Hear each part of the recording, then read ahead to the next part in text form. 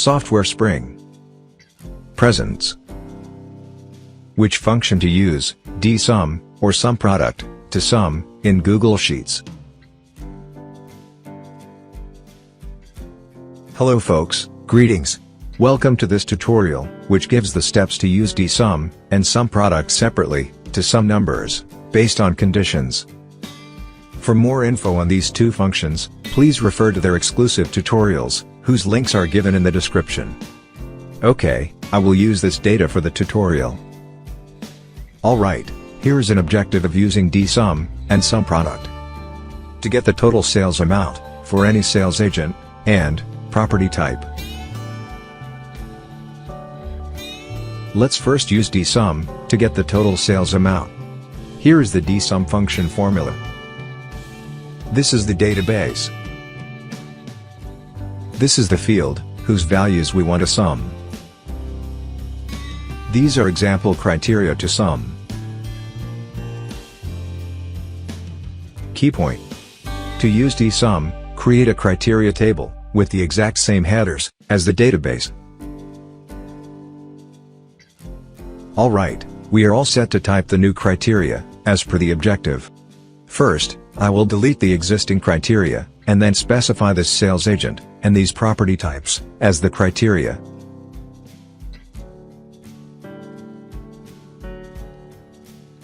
I am going to type only the first letter, and the wildcard character, asterisk.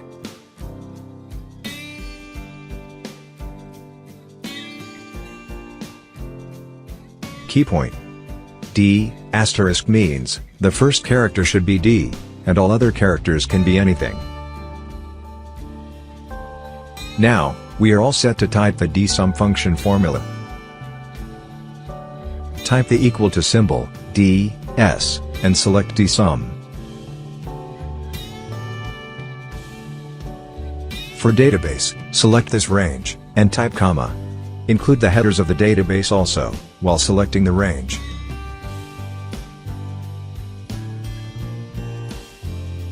For field, click this cell, as this column contains the numbers to sum, and type comma.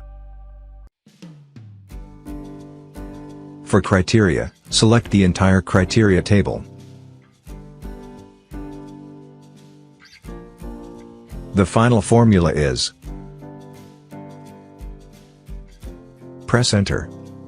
There you go. DSUM has returned the total sales amount, based on the specified criteria. Alright, now we will use SUMPRODUCT, to get the total sales amount. Here is the SUMPRODUCT function formula. This is array 1. This is array 2, which is multiplied with array 1, and so on.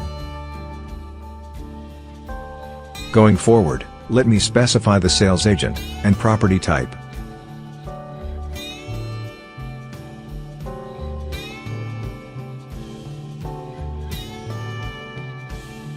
Okay, the final SUMPRODUCT formula, to sum numbers, based on the conditions will be. Alright, let me type this formula.